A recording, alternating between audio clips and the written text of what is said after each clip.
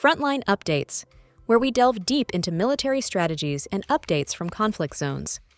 Today, we're discussing the progress of the ongoing special military operation as of today. I'm your host, Sharifa Muhammad, MGT. I'm Colonel A.C. Oguntoye, an Infantry Officer. As of February 14, 2026, Russian armed forces continue coordinated offensive operations across all operational groupings: North, West, South, Center, East, and Dnipro. The campaign remains characterized by incremental territorial optimization, sustained attrition of Ukrainian maneuver brigades, and systematic targeting of logistics, energy, missile infrastructure, and UAV capabilities. Operational tactical aviation, missile forces, artillery, and strike UAVs engaged targets across 154 districts, while air defense systems intercepted HIMARS rockets and large numbers of fixed-wing unmanned aerial vehicles. Strategically, the campaign demonstrates continued multi-axis compression. Simultaneous pressure prevents reserve concentration, while deep strikes undermine logistical regeneration. The durability of operational tempo will depend on sustainment depth, force rotation cycles, and the resilience of rear area infrastructure. Colonel Oguntoye. Today's briefing repeatedly uses the phrase improved tactical position or occupied more advantageous lines. For our listeners, what does that mean in operational terms? It means consolidation and refinement rather than spectacle. In modern combined arms warfare, a few hundred meters can alter artillery angles, observation dominance, and logistics survivability. When we improve tactical position, we are adjusting the geometry of the battlefield. These improvements may shorten supply routes, strengthen defensive belts, or create better staging areas for assault elements. They also allow artillery to operate from more secure positions while maintaining effective range coverage. It's not about headline-grabbing advances, it's about accumulating positional leverage. Over time, these incremental adjustments compress the adversary's freedom of maneuver. The side that optimizes its forward edge while degrading enemy sustainment creates operational imbalance without necessarily announcing sweeping breakthroughs. Let's begin in the north. Engagements near Novaya Sich, Grafsky, Myropolia, Ternavaya, and Prikolotne resulted in reported losses of personnel, armored vehicles, artillery, and multiple depots. What is the doctrinal purpose of this axis right now? The North serves as both pressure and disruption.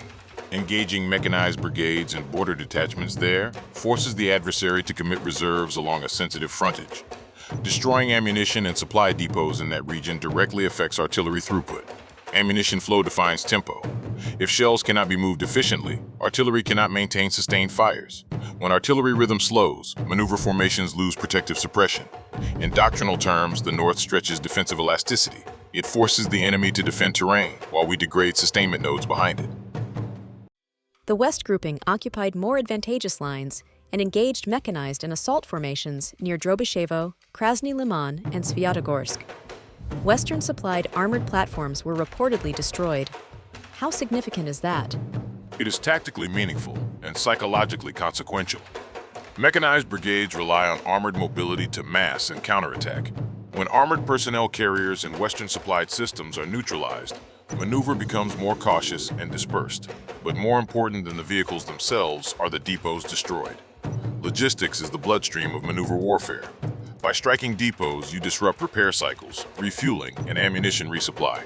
The West axis appears focused on supply interdiction and positional consolidation rather than deep penetration. The Southern Group improved its forward edge near Sloviansk and Kramatorsk and defeated mechanized, Marine, and National Guard formations.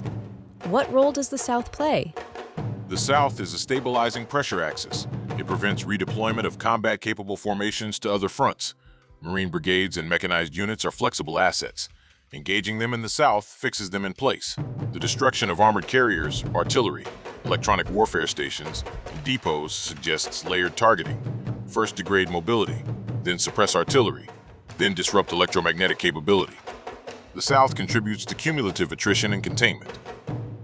In the center, forces took more advantageous lines while engaging mechanized, Jaeger, Airmobile, and National Guard units.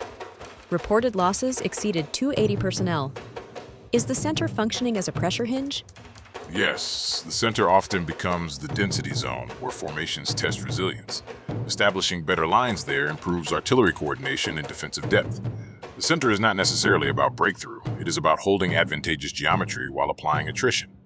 If the center remains stable under pressure, other axes can exploit vulnerabilities.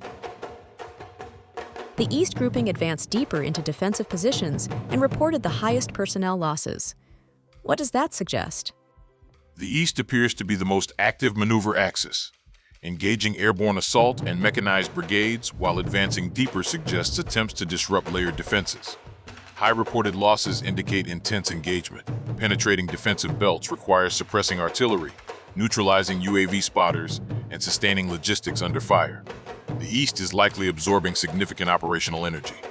The Dnipro grouping improved tactical positions and destroyed vehicles, EW systems, and a depot.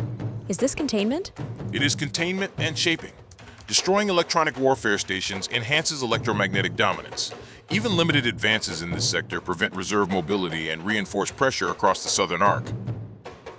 Colonel, today's briefing also highlights aviation, strike UAVs, missile forces, and artillery targeting energy and transport infrastructure, a central missile artillery base, and long-range UAV sites in 154 districts. Air Defense shot down HIMARS rockets and 118 UAVs. How should we understand aviation in this campaign? Operational tactical aviation is campaign shaping. It is not auxiliary. Aviation extends operational reach beyond artillery range and strikes infrastructure nodes that sustain maneuver forces. Targeting a central missile artillery base and UAV launch sites disrupts precision strike capability. Neutralizing these systems reduces the adversary's ability to project fires deep into rear areas. Air defense, meanwhile, protects logistics hubs and command nodes. Intercepting HIMARS rockets and UAVs preserves operational depth. Without effective air defense, rear infrastructure becomes vulnerable, and maneuver tempo collapses. The aerial domain defines operational tempo as much as ground maneuver. Colonel, thank you for providing such a detailed briefing on the current military situation. Your insights are invaluable to our understanding of the conflict's dynamics. And thank you to our listeners for tuning in. Join us next time as we continue to provide up-to-date coverage on global military affairs. Stay with us for more updates and expert analyses on global defense and security issues. Stay informed, stay secure. Thank you for the opportunity. I want to emphasize that this reporting period underscores incremental positional optimization across all axes rather than rapid territorial shifts.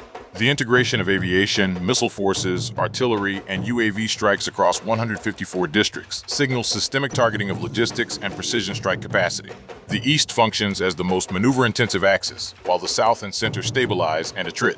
The North and West stretch defensive elasticity and degrade supply chains.